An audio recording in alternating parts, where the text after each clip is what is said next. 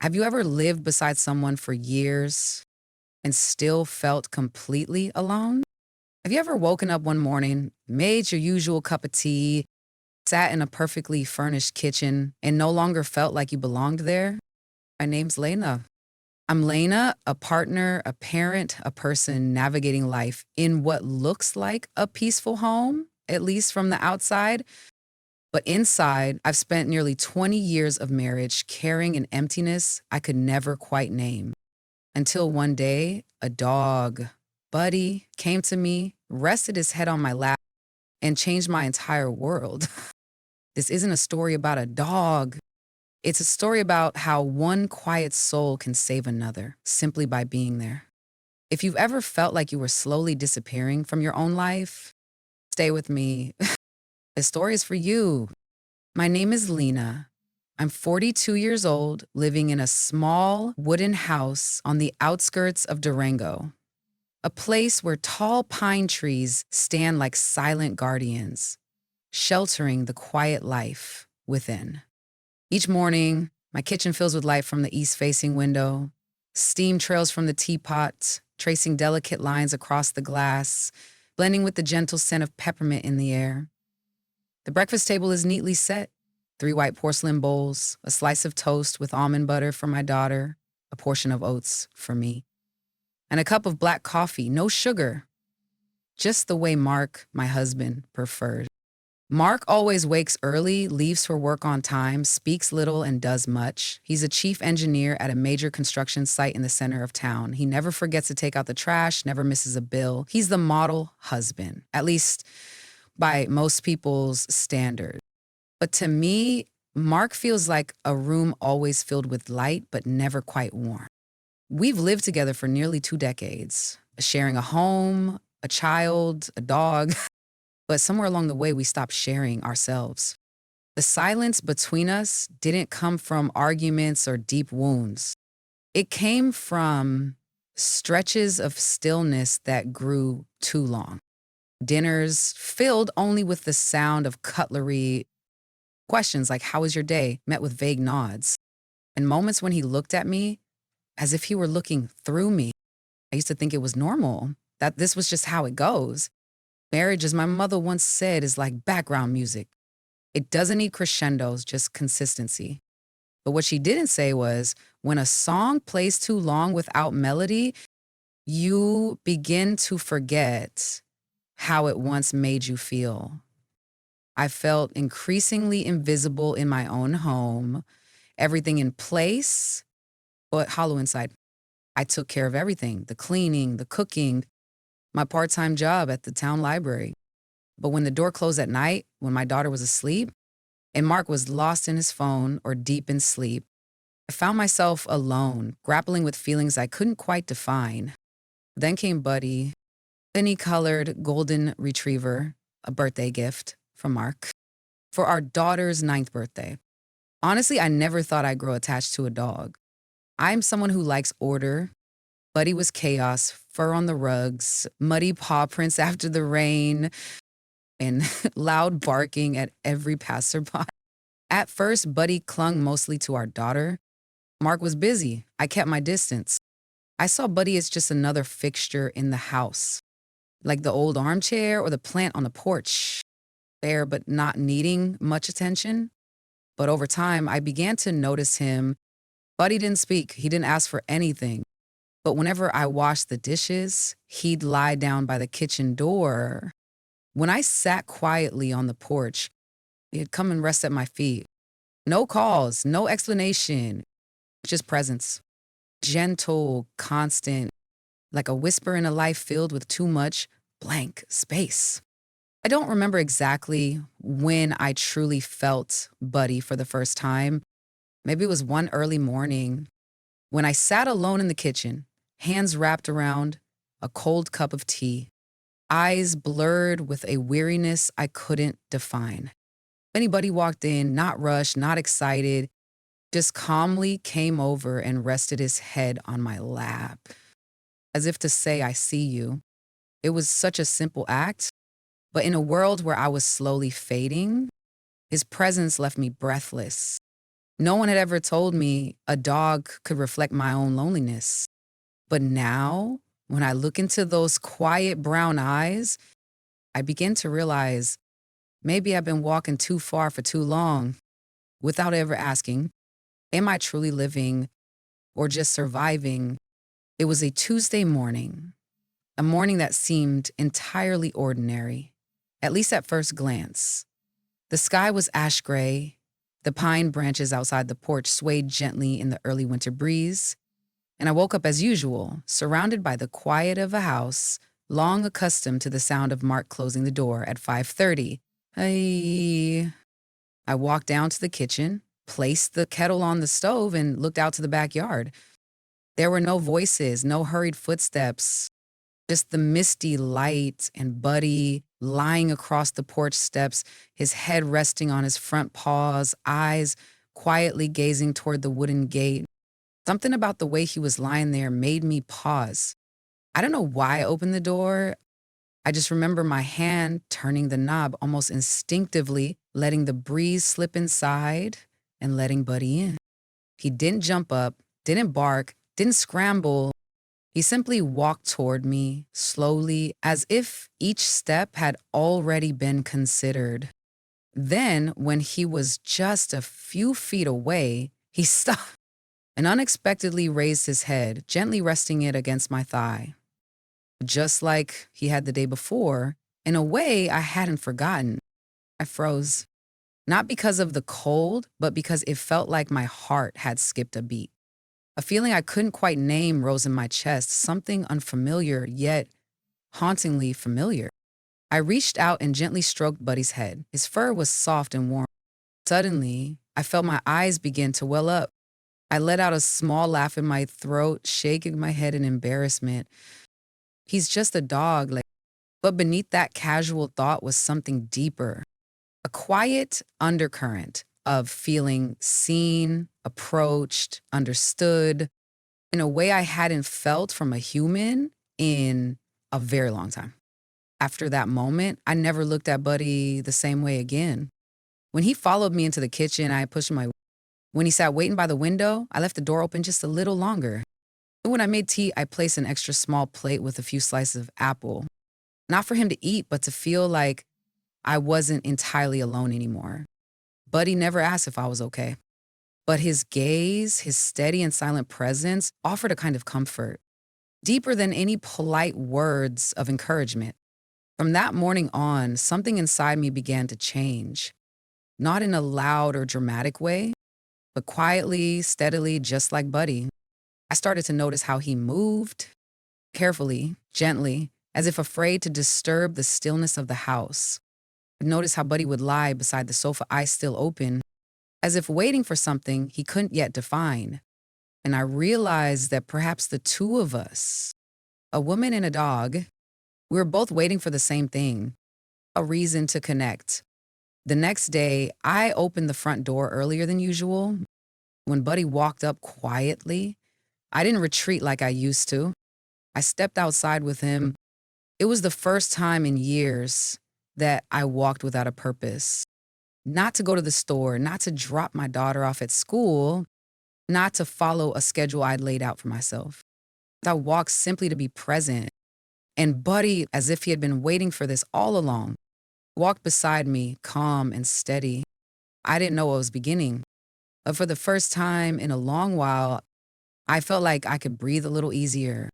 We started walking every day, Buddy and I, like a new habit, but never a forced one. He never urged me to leave the house. He simply stood there at the door as if to gently remind me, if today you wish to be silent, then be silent with me. There's a narrow trail behind the pine woods that leads to a still lake called Pine Lake, a place that used to be our family's picnic spot when I was little. I hadn't noticed it before, or maybe I had just forgotten, but now these steady steps beside Buddy led me back to that place, as if guided by something unseen. Each time I stepped on the mossy ground and heard the dry leaves crackle underfoot, it felt like I was reconnecting with a part of myself, long buried beneath lists of things to do, people to care for. and a love that had gone too quiet. Buddy walked beside me in silence. Of course he did. And yet I felt that he could hear me deeply. So I started speaking, not out loud, not in clear declarations, but in murmurs, sometimes just a whisper. Today I feel tired. I think I've forgotten something really important. No one asks if I'm sad, buddy. At first, I felt ridiculous. A middle aged woman talking to a dog in the pine forest. But then something strange happened. The air felt lighter. My chest no longer clenched the way it did on mornings. When I would wake up feeling overwhelmed by the weight of the day ahead, I began to look forward to those conversations, even though no answer ever came.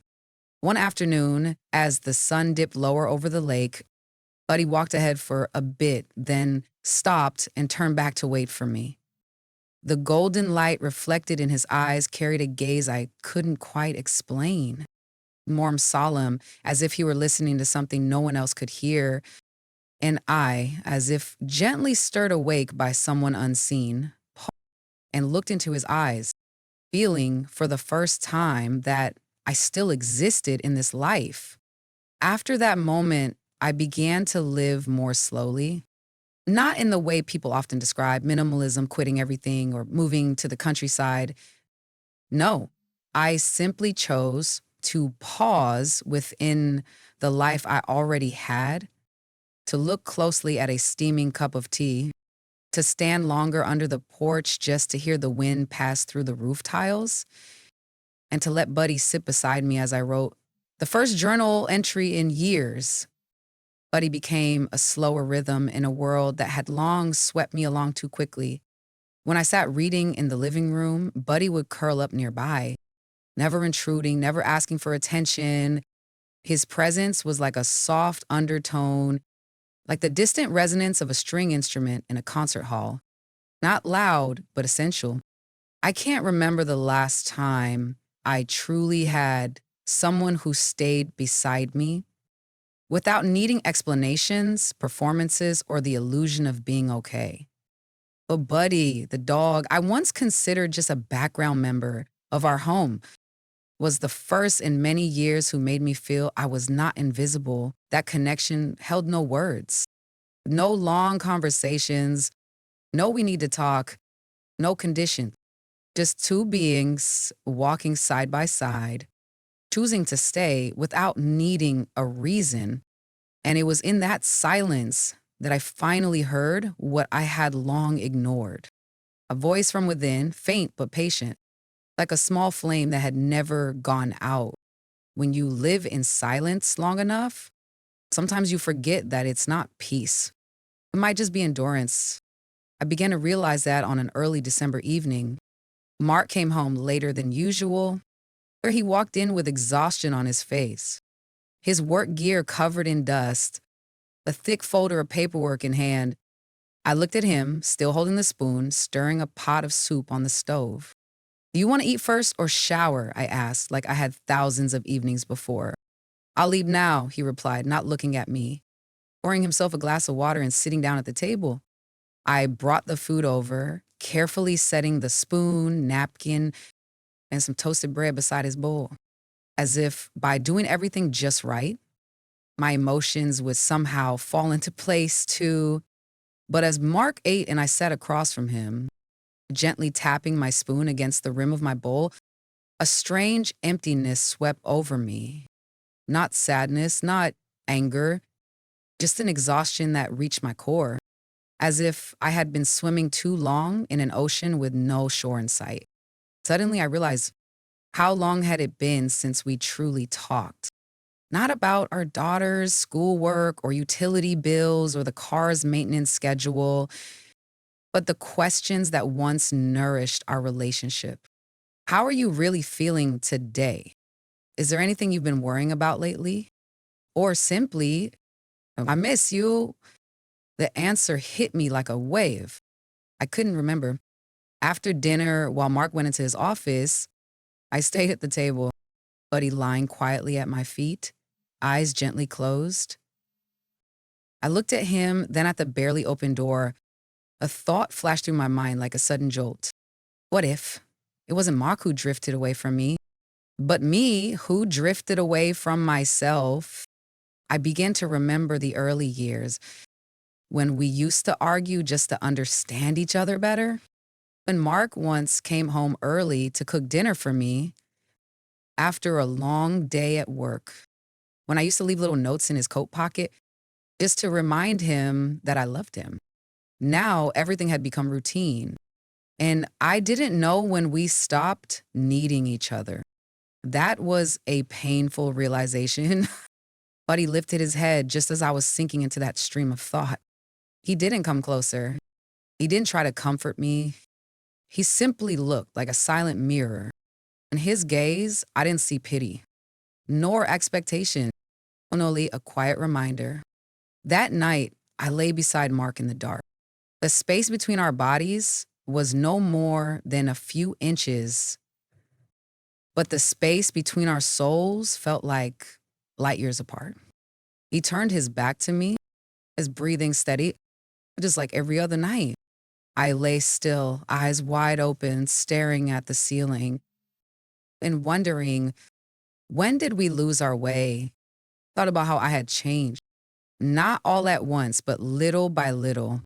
On the days no one was paying attention, I had grown quieter, expected less, asked fewer questions, and somehow Mark had become used to this version of me, like the one who didn't ask for anything, and I had forgotten that I still had the right to need someone. That night, I didn't cry, but I knew deep inside something had broken, not to end things, but to finally be seen. No more cover, no more pretending, only one clear, haunting truth. I felt disconnected from my sense of self within this marriage, and I didn't want to continue this way anymore. The next morning, I prepared breakfast like I always did, but inside, it no longer felt like every other day. What I realized the night before still lingered, like the bitter aftertaste at the bottom of a cool teacup. Mark sat across from me at the table, flipping through news on his eye, nodding slightly when I placed his coffee in front of him. I'll take our daughter to school today, I said softly. Thanks, he replied, eyes still glued to the screen. I looked at him for a few more seconds, and in that fleeting moment, I wondered, was it because he truly didn't know? Or had he grown so used to my silence that he no longer felt the need to care? Before I left the house, I glanced over at Buddy. He was lying in the sunlight, his eyes carrying a knowingness that somehow saw what was coming before I did. That afternoon, once the day's tasks were done, I made a simple dinner: vegetable soup, bread, a bit of grilled salmon. Nothing fancy, but made with care. The warmth in the kitchen didn't just come from the stove, but from a quiet determination forming inside me. Tomorrow I would speak to Mark, not to argue, not to blame, but to begin again. Honestly, when Mark came through the door, the scent of dinner filled the room. He smiled faintly. I was good tonight. I nodded gently. Thanks. Let's eat if you're ready. Dinner passed in our usual silence, but this time I didn't let it stretch too long. As he set his spoon down, I looked up, my voice trembling slightly. Mark, can we talk for a moment? He paused, glancing at me, a hint of surprise in his eyes. Maybe he wasn't used to my voice sounding like this, odd sweet to appease, not sharp to confront, but simply an invitation, honest and vulnerable. Yeah, what is it? He replied, pulling his chair a little closer. I looked down at my hands, fingers intertwined. Then I took a deep breath, trying not to let the words I was about to say turn into blame. I don't know where to start. It's just that lately, I feel like I'm disappearing. Mark frowned. Disappearing? What do you mean? I don't feel like I exist in this life anymore. Every day I do what needs to be done. I keep things tidy, take care of you, our daughter, but I no longer know who I am or what I need. He stayed silent, clearly unsure how to respond. I continued slowly, and then one day Buddy came over and placed his head on my lap. Like he could see me. No words, no need to understand everything, just presence. Mark sat upright, his voice tinged with irritation. So what? You're saying a dog makes you feel more cared for than your husband? I shook my head, eyes still on him. That's not it. Buddy didn't take your place. He helped me rediscover parts of myself. Just made me realize how much I've been missing for such a long time. Not because you ignored me on purpose, but because I stopped speaking up too. And that's on both of us. Mark exhaled, leaning back, rubbing his temple with his fingers.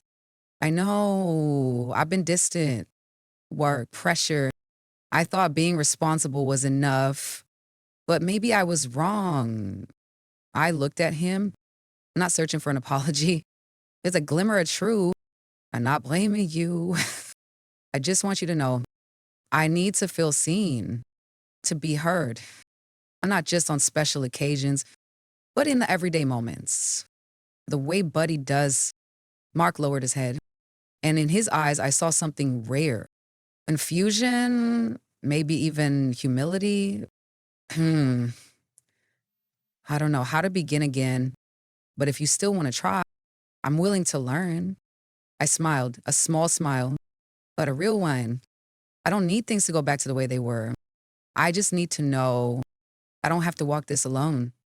We sat there in a silence different from all the others, not suffocating, but gentle, as if after all these years, our home had finally cracked open a tiny window, letting in the first breeze of something new. After that evening, I didn't expect a miracle. I didn't wake up the next morning to find that Mark had changed. Everything still went on as usual. He left the house early.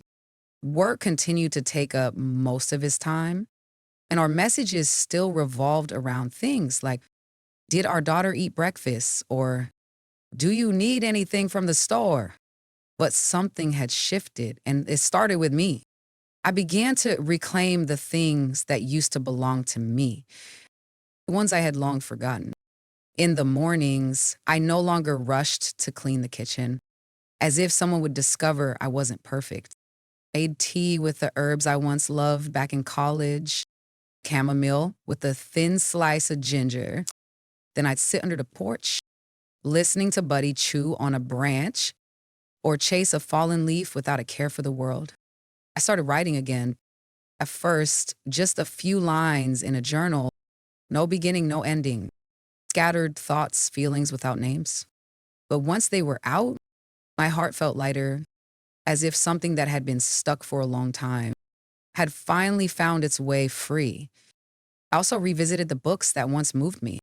There was a small poetry collection I used to carry through my 20s, now yellowed and carrying the scent of time. It was a line that stopped me in my tracks. You don't need someone to pull you out of the pit. You just need someone who will sit beside you and not let you fall. And I thought of Buddy, the dog who never promised anything, yet had always stayed beside me in the simplest of ways. In the afternoons, I'd walk Buddy around Pine Lake. The scenery hadn't changed, but something inside me had. Each step brought me closer to myself. I no longer needed to fix the marriage, nor did I feel the pressure to save anything.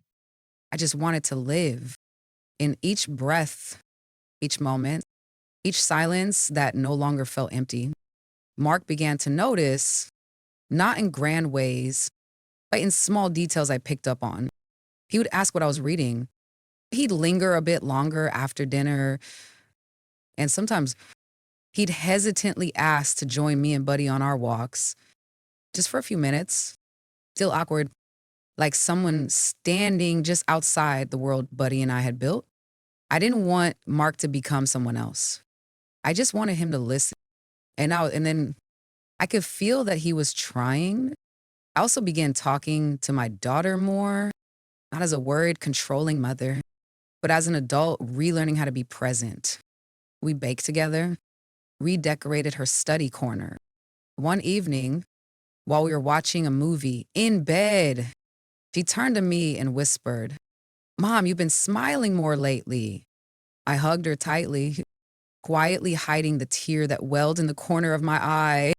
I was changing, not because someone told me but because I had finally touched what I truly longed for, to live as myself.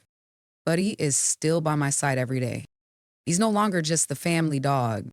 He's a friend, a mirror, a steady rhythm that reminds me, even in the darkest moments, sometimes all it takes is one sincere gaze to spark a flicker of light in a heart where I thought it had long gone quiet.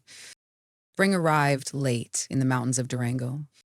The snow melted slowly, revealing the first patches of grass along the path by the lake. The sky had shifted to a clearer hue, and each morning's light felt softer, no longer carrying the sharp edge of a long winter. Buddy and I still went on our daily walks. They had become an irreplaceable part of the day, but something had changed. Morgan started coming along. At first, it was just a few steps around the yard. He walked behind us in silence, hands in his pockets, eyes lost in the distance. But gradually, he slowed down and began walking beside me. Sometimes he would say a few words about work, about the article I was reading, or just a passing comment about Buddy. I think he knows we're talking about him. And I smiled, but not the words, but at his presence. We weren't back to how we used to be, and maybe we never would be. But something had shifted, not dramatic, not obvious, but enough for my heart to notice. The nameless distance at dinner was no longer there. The empty stares in the hallway had softened. In their place were eyes that paused and lingered. A simple question like, "Do you want to take a walk?" Or sometimes just a gentle touch on the shoulder. Small things, but real. One afternoon, while Buddy chased dry petals along the roadside, Mark stood watching me for a while, then said quietly, I still have a lot to relearn, but thank you for not giving up on me." I looked at him, then turned to Buddy, still prancing under the sun, as if the world had never known sorrow. I smiled and replied softly, "I'm also relearning who I am, and maybe that's enough." We didn't need a declaration. We didn't need promises of a perfect tomorrow. All we needed was today, a walk side by side, a breath drawn close, and an understanding beginning to take root in a place we thought had long gone dry. But he remained the quiet bridge between me and life. He asked for nothing, said nothing, and he was just there, gentle, steady, and sincere. And I realized some connections don't begin with conversation, but with silence. Some journeys don't need a destination, just the courage to take the first steps. That's back home to ourselves. If you've ever felt lost in the very house you live in, if you've ever been saved by the quiet presence of another being, you are not alone. Feel free to share your story in the comments. And if Lena's story touched something in you, leave a like, share it as a gentle reminder that each of us deserves to be seen, to be understood, and to be loved in the simplest way possible. We often move through life too quickly, forgetting that the gentlest things sometimes don't come from words, but from presence, a silent gaze, a quiet warmth beside us, or simply a head resting gently on our lap when we feel like we have nothing left to hold on to. For me, that presence came from Buddy, a dog who never spoke a word, yet helped me rediscover my own voice. The voice of a woman who had lost herself in the cycle of being a wife, a mother, and someone who always had to be okay. In Buddy's silence, I learned how to truly listen. And from that shift, other things began to bloom. A marriage that once felt cold, a husband who was also finding his way back to himself, and a home that felt warm again. Not because it was complete, but because it was real. I won't say everything is perfect, but I can say, with all honesty, I've learned how to slow down, to see myself in the mirror, not just as a reflection, but as a feeling, to walk beside someone, not to get somewhere, but simply to walk together. If you're somewhere along that same journey, please know you're not alone. Some things don't need to be grand to change your life. Sometimes all it takes is a gentle touch and a presence that stays with you in silence, and that is enough. If Lena and Buddy's story touched something in your heart, feel free to leave a comment below. Have you ever had someone sit beside you when you needed it most without saying a word? Or have you ever been that someone for another person? Share your story because maybe, just maybe, a few words from you could bring warmth to a quiet soul walking their own path. And if you believe in gentleness, understanding, and sincere connection, please like, subscribe to the channel, and turn on notifications. We'll continue sharing healing stories like this together.